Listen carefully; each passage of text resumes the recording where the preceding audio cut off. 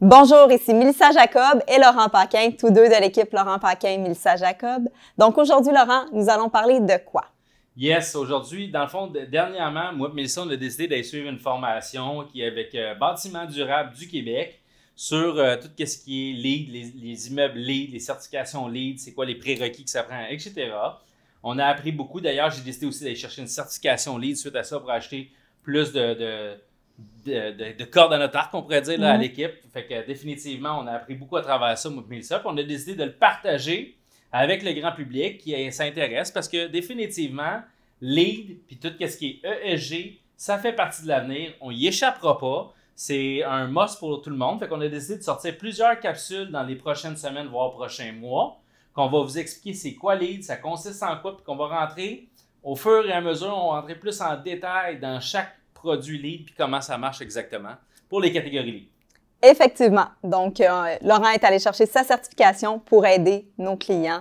Puis c'est quelque chose qu'on voit à chaque jour dans nos transactions, là, surtout dans l'industriel. Donc, si je peux vous donner un peu d'informations pour LEED, on va parler pour qu'est-ce qui se passe dans le monde entier présentement. Au niveau de LEED, c'est depuis 1998 que ça existe. Ça a été créé par qui, Laurent? US Green Building Council, aux États-Unis, bien entendu. Effectivement, c'est adapté à tous les marchés et à toutes les localisations. En quelques chiffres, là, dans le fond, LEED, c'est plus de 100 000 projets certifiés. Si on compte à partir d'octobre 2022, on parle de plus de 59 000 projets enregistrés, plus de 167 pays et territoires, plus de 5 milliards de pieds carrés certifiés, puis plus de 122 000 professionnels LEED, dont Laurent. Fait que honnêtement, on voit que c'est pas quelque chose de petit, de nouveau. Ça fait 25 ans que ça existe. C'est rendu énorme, 5 milliards de pieds carrés. Je ne sais pas combien de villes ça représente dans le monde. Puis dans 167 pays. Fait que c'est assez impressionnant comme statistique. Je te laisse continuer avec aussi LEED maintenant en chiffres au Canada, Mélissa. Donc, on parle du troisième rang derrière les États-Unis et la Chine. En quelques chiffres encore, on parle de plus de 4 900 projets certifiés, dans ce cas-ci au Canada, plus de 200 projets certifiés, 34 millions de pieds carrés dans la dernière année. C'est énorme. C'est énorme. Puis on parle de plus de 2100 projets enregistrés, plus de 5 900 professionnels LEED au Canada. Puis ça, c'est le fun à voir. États-Unis numéro 1, Chine numéro 2, puis le Canada est numéro 3. C'est vraiment impressionnant. Ça montre qu'on est avant-gardiste puis qu'on prend soin de notre environnement puis de la planète, là, tout simplement. Là. Ce qui est très important de nos jours surtout. Et si, ça, c'est vraiment le fun. Ça, c'est LEED chez nous au Québec. En quelques chiffres, 1400 projets certifiés, 714 projets enregistrés, puis 780 professionnels LEED. Puis ici, on voit la répartition, je ne sais pas si vous allez bien voir à l'écran, mais on voit ici là, qu'en général, puis je sais, dans mon cours, c'était juste de ça. Dans notre cours qu'on a fait, c'était surtout ingénieurs et architectes. Parce que c'est eux qui vont aller remplir ça, parce que tu as des rapports techniques à donner sur tout ce qui est l'électricité, l'éclairage, la qualité des airs. On rentre, puis il peut y avoir une dizaine d'intervenants là-dedans, là, chacun sa spécialité. Fait que c'est vraiment architecte 34 %, ingénieur 22 %. On voit ici chargé de projet, consultant 7 % vente et marketing, des étudiants 3 %, des urbanistes 3 %, technologues 3 %, puis dans l'immobilier seulement 2 %. Je pense que c'est quelque chose qui va vraiment changer dans les prochaines années. On commence même à avoir du financement qui est pour des projets qui sont verts, qui sont écologiques. Parce que c'est montré qu'on a une enveloppe dans les banques, il y a une enveloppe qui est dédiée seulement aux projets qui sont verts, qui tiennent compte de l'environnement. ESG aussi. ESG, exactement. Fait que ça fait vraiment partie de l'avenir à ce niveau-là. Je trouvais ça important. Comment ça marche LEED, OK? Dans le fond, au niveau des professionnels, on a commencé ici, moi c'est ça mon titre, je suis juste un associé écologique LEED. Souvent après ça, quand on veut performer, puis c'est vraiment notre métier temps plein, souvent le monde va aller se spécialiser dans une des 5 catégories.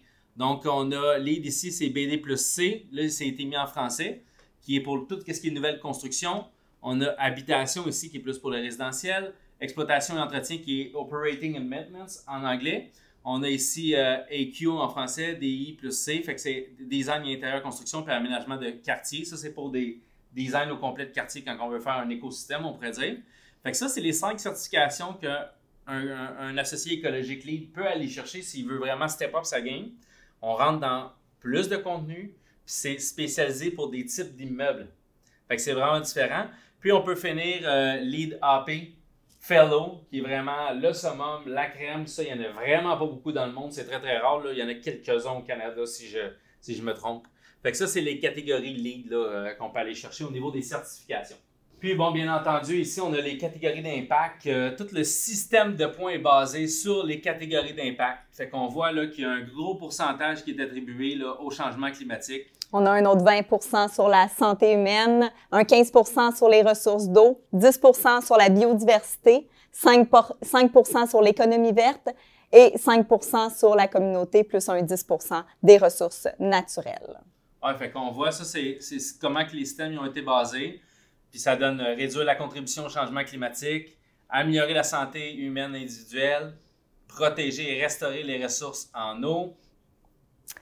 Protéger et améliorer la biodiversité et les services écosystémiques, bâtir une économie plus verte. On en parle tellement ces temps-ci, on entend partout. Ce qui est très tendance, ça a été le ESG, mais LEED en fait partie. C'est une des certifications qu'on peut aller chercher pour justement avoir le ESG.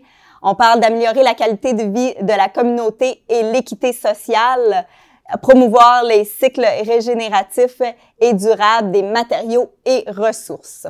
Exactement. Donc, c'est ce qui termine notre introduction. C'est notre première capsule. Il va en avoir d'autres. Il va en avoir plusieurs. On veut sortir là, on veut sortir du contenu. On va rentrer au début. Si vous allez nous suivre, les premières capsules vont être tout ce qui est général. C'est quoi LEED comme aujourd'hui? C'est quoi dans le monde, dans le Canada, au Québec? Puis après ça, on va rentrer dans le système de pointage. Puis après ça, on va rentrer dans chaque catégorie. Fait que ça va être vraiment... puis encore là, honnêtement, vous avez vu les catégories, quelqu'un qui est PA Lead, c'est des spécialistes de ça. C'est du monde qui sont au-dessus de nous. On reste quand même dans le global, mais c'est de la belle information qui est pertinente et qui fait partie du futur. Si vous avez des questions, n'hésitez pas, écrivez-nous, ça va nous faire plaisir d'y répondre.